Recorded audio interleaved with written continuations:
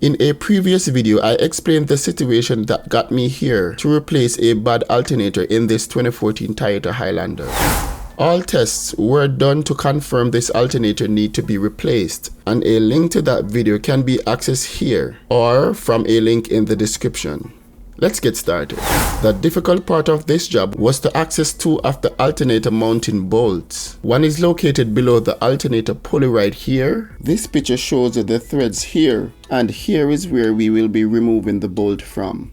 It is located in the 5 o'clock position from this pulley, which will be to the left of the alternator pulley.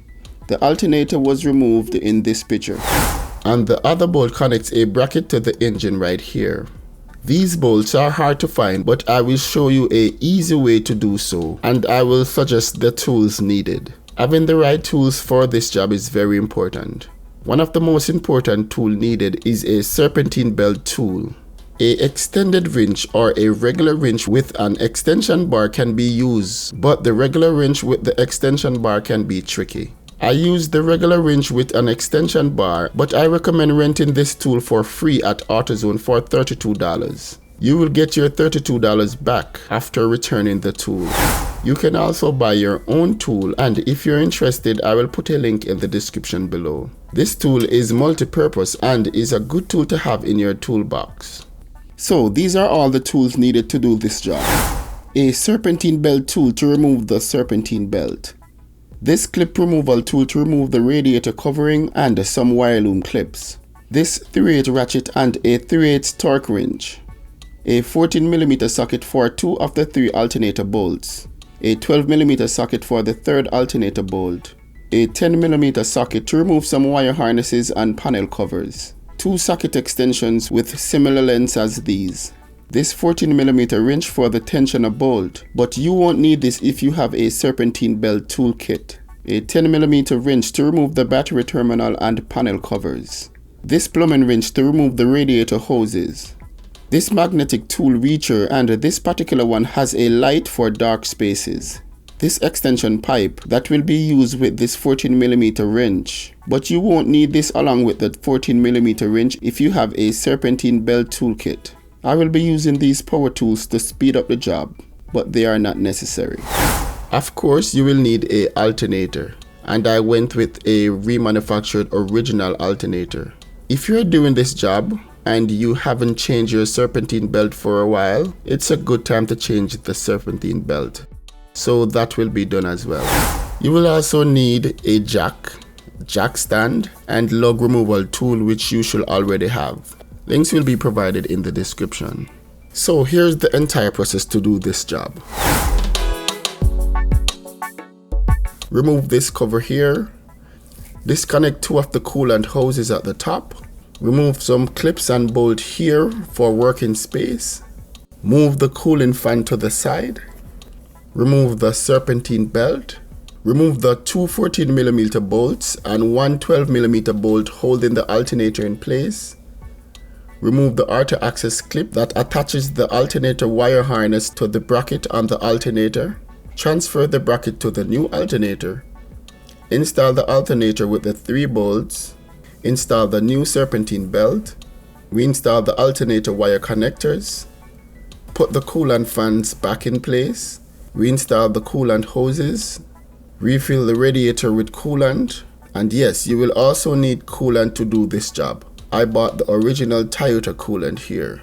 Inspect the entire area, especially the serpentine belt, to see if everything looks normal. Start the vehicle and let it run for 20 minutes to charge the battery. Check the coolant hoses to see if they are leaking. Put all parts removed back together and the job is done. I know it's a lot of work, but you can do it if you follow these steps. Let's go. Disconnect the negative battery. Remove 9 clips from this plastic covering with a clip removal tool like I have here. Now I'll remove 2 10mm bolts that holds this air vent in place. Now I can get this air vent out of the way. I'm going to remove the engine cover, then remove the first coolant hose here. This plumbing pliers works well, but a clamp removal tool works even better. I will use this pliers to break the seal. It is important not to squeeze too hard to prevent anything from breaking. The first coolant hose is off, and it's time to remove the second hose and the cooling fans. There are 3 clips holding the fan in place. Squeeze each clip to release. Now I can remove the second coolant hose the same way as I removed the first one. I will now disconnect this coolant overflow hose here. You can try and wiggle these cooling fans, but I find it easier to remove 4 bolts here and 4 clips here holding this panel in place. Remove the bolts and clips will allow this panel to be loose, which will create space to remove the cooling fans. There are some clips holding the wire connector for the cooling fans to the side here. Use the clip removal tool to release them also. Now the coolant fan can be placed to the side. No need to remove it entirely. Now it's time to remove the serpentine belt. Having a serpentine belt removal tool makes removing the serpentine belt very easy, but I will use what I have. As you can see, this socket and breaker bar combination are too big for this space. I will use a regular 14mm wrench, which I already have in place right on the tensioner bolt, and this metal bar to turn the tensioner. I will push the metal bar with my left hand to release the tension, then use my right hand to remove the serpentine belt from the alternator pulley. The serpentine belt is now off, so I can now remove the bolt right here to remove the wire that sends power to the electrical components of the vehicle. I will also remove this bolt that secures this wire to the alternator power output.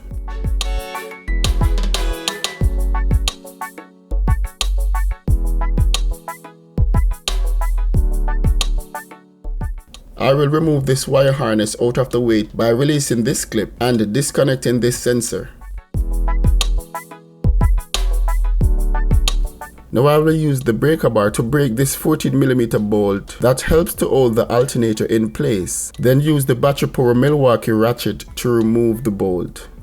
So the easiest bolt is out. Let's move to the second bolt, which is more difficult to remove because it is difficult to see. I will use this 3/8 drive with a little extension with this 14mm socket to break the bolt. If you have a problem breaking the second bolt from the top here, it might be easier to do so from beneath the vehicle.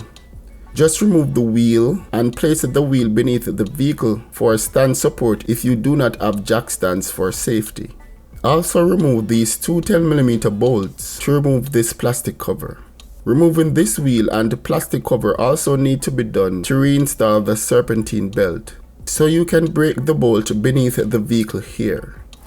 Once the 14mm bolt is broken, it can then be removed by hand. You would just have to squeeze your hand in this small space here. So the second bolt is out. Now it's time to remove the third bolt, which is 12mm.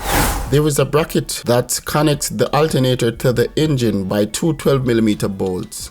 One bolt is on the alternator and one bolt is on the engine. To find the bolt, use this wire harness connector here as a marker.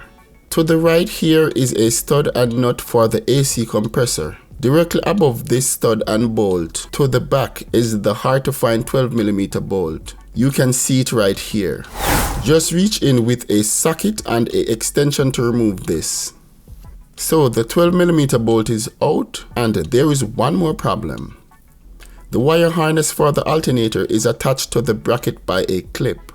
You can use a long screwdriver to break this clip, or you can do what I did, which was to reach in with an extended socket to remove the bracket from the alternator as well. So the other 12mm bolt is out. Now it's easier to break the clip because the alternator is out of the way.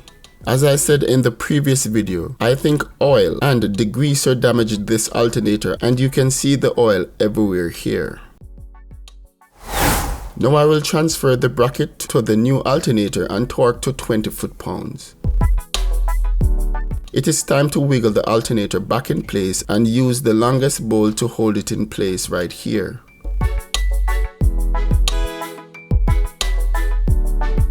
I will now install the second bolt by hand. I won't tighten anything until I install the 12mm bolt for the bracket. This magnetic bolt reacher helped with installing the third bolt. I use it to shine light directly at the hole where the bolt should be installed. You can also do this trick to prevent the bolt from falling out of the socket. Use a piece of paper in the socket to hold the bolt in place. Now it's just to carefully align the bolt in the thread while using the socket extension and socket.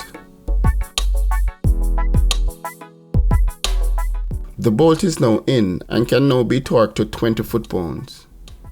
Now the other two bolts can be torqued. Torque them to 32 foot-pounds. Remember, it might be easier to torque the second bolt beneath the vehicle. It is time to install the new Serpentine belt. I'll first compare the new belt with the old one to see if they match. They match, and that's one of the benefits of buying OEM parts. This is the Serpentine belt layout for this vehicle. To install the Serpentine belt, place the belt over this pulley first. Next, place the belt around this pulley. Then squeeze here together to get the belt between here and place the belt over this pulley. Then around this one. Next, place the belt around this pulley.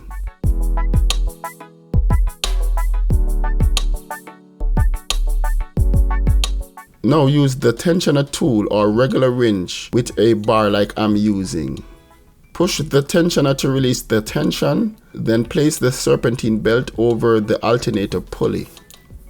This might take a few tries to get it done. As I recommended earlier, I highly recommend renting the tensioner tool from AutoZone, which is free. You can see that the Serpentine belt is now installed.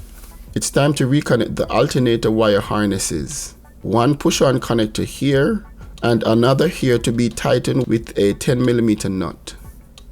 So I reinstalled the cooling fans, coolant hose, then fill the radiator with coolant. Next is to reconnect the negative terminal to the negative side of the battery. Reinstall the air vent and do a thorough inspection before the first start of the vehicle.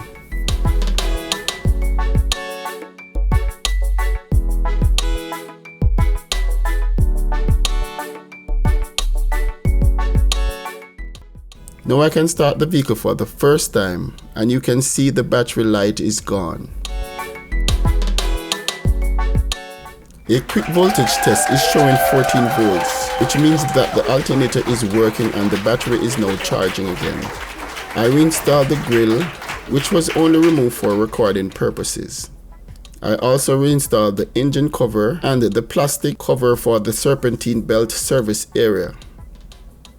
I finally reinstalled the wheel and torque each lug nut to 86 foot-pounds. That's it for this job, guys. If you have not yet subscribed to my channel, now is a good time to do so. Also like this video and share this video with someone who might like this video. See you on the next one, guys.